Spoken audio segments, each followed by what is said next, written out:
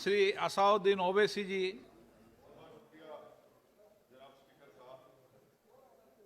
Sir, मैं इस bill की मुखालिफत में खड़ा हूं और इसलिए खड़ा हूं क्योंकि मेरा एक पार्टी का कंसिस्टेंट पोजीशन है कि जब इस हुकूमत ने दफ़ा 370 को अपनी ब्रूट मेजॉरिटी के ताकत की बुनियाद पर अनकॉन्स्टिट्यूशनल तरीके से उसको ख़त्म किया, मैंने उस वक्त कहा था कि ये कॉन्स्टिट्यूशनल ब्रीच है और मेरा ये कंटिन्यूस मौक़िफ़ है।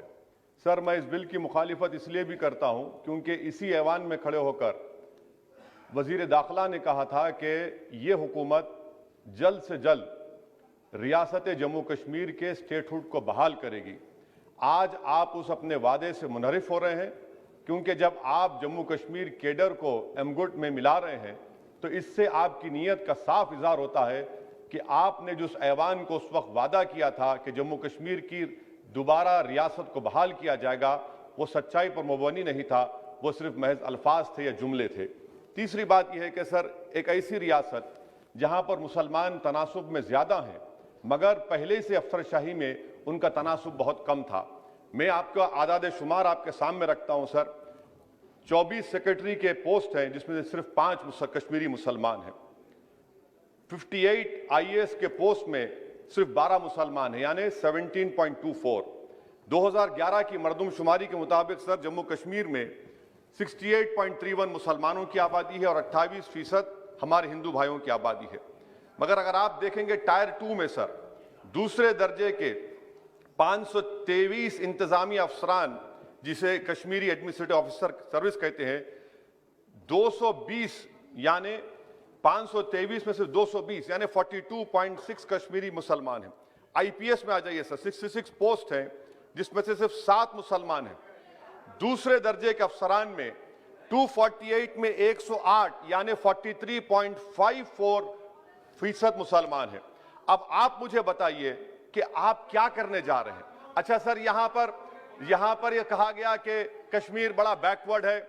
कश्मीर का खित्ता बैकवर्ड नहीं है, ये आपकी गलतफहमी है और आपके जो दिमाग में जो फीड किया गया है वो नफरत की बुनियाद पर। सच्चाई यह है कि इस खित्ते में गुर्बत की सतह से नीचे का तनासुब 10.31 है और पूरे भारत में 21.92 है। मैं सरकार से जानना चाहता हूं कि आखिर आप कश्मीर की रियासत के स्टेटहुड को बहाल करेंगे, नहीं करेंगे। चौथा बात यह कि आपकी गलत फैसले की बुनियाद पर दूसरे ऐवान में एक भी कश्मीरी रुकने पार्लियामान नहीं है। यह हमारे मुल्क की, भारत की तारीख में तीसरी मरतबा ऐसा हुआ है। मेरा चौथा सवाल हुकूमत से यह है कि हम ये कहते हैं, ये आपका मानना सही है कि हमारे मुल्क में बाहर के दीगर ममालिक को मदाखलत करने की कोई जरूरत नहीं है, मगर आप उनको लेकर गए ना, आप तो यूरोपियन पार्लियामेंट के लोगों को लेकर गए। अब तीसरी मरतबा आप यूरोप के सफीरों को 16 फरवरी को खबर है कि आप लेकर जा रहे हैं। आखिर ये FDI नहीं है, क्यों यूरोप के लोग कश्मीर जाएंगे? आप एक ऑल पार्टी मीटिंग लेकर जाइए ना डेलीगेशन को। आप यूरोप के डेलीगेशन को कश्मीर लेकर जा रहे हैं, क्या आप चाह रहे हैं मदाखलत करना? इसको इंटरनेशनलाइज आप कर रहे हैं। मैं वजीर दाखिला से पूछना चाहता हूं सर कि आखिर कितने बच्चे कश्मीर के आगरा की जेल में, बरेली की जेल में, अंबेडकर नगर की जेल में हैं। मैं आपको एग्जाम्पल दे रहा हूं, खत्म कर रहा हूं स्पीकर साहब, कि बिलाल अहमद एक कुपवारा का बच्चा है, अमर सिंह कॉलेज श्रीनगर का है, 1600 किलोमीटर दूर श्रीनगर से जेल में है। उसके वालिद ने 25,000 रुपये की अपनी गाय को बेचकर गया, हाईकोर्ट में गया, हाईकोर्ट ने फैसला दिया कि उस बच्चे को श्रीनगर ट्रांसफर करो, एग्जाम लिखाओ, आप उसको नहीं मानते।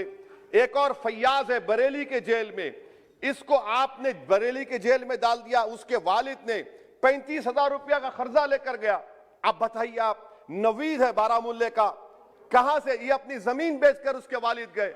आखिर कितने बच्चे PSA के तहत जेल में हैं, आप उनको कब छोड़ेंगे? और मैं ये बड़ी आखिर में आपसे कह रहा हूं स्पीकर साहब कि यहां पर जितनी नाम निहाद सेकुलर पार्टियों ने हुकूमत के इस इक़दाम की तायीद की, तैयार हो जाइए। ये हुकूमत जो करती है ना, ये दोबारा दोहराएगी और हम तारीख में देखेंगे कि खुदा ना खास्ता चेन्नई को, अहमदाबाद को, बेंगलुरु को, हैदराबाद को यूनियन टेरिटरी बनाएंगे ये लोग। ये कश्मीर में तो एक एग्जाम्पल बना दिए, यहां तक तजुर्बा किया गया। आज ये सब बैठकर थाली मार रहे हैं। जब लखनऊ यूटी बनेगा, जब बेंगलुरु यूटी बनेगा, جب ممبئی یوٹی بنے گا اس وقت ہائے ہائے کریں گے. یہ کنسسٹنٹ پالیسی آپ کی ہے. اسی لیے سر میں ہوم منسٹر سے جو سوالات کیا ہوں میں آپ سے پوچھنا چاہتا ہوں, اور یہ 2G سے 4G کر کے آپ نے احسان نہیں کیا, امریکہ کے دباؤ میں آپ نے کیا. بریڈ شرمن سے بھارت کے سفیر نے ملا, امریکہ نے سٹیٹمنٹ دیا اور آپ نے 2 دن میں 4G کو بحال کر دیا. آپ اس مسئلے کو انٹرنیشنلائز کر رہے ہیں, یہ غلط ہے, اور اس سے کشمیری عوام کا ڈس ایمپاورمنٹ ہوگا, ایلینیشن بڑھے گا. شکریہ سر.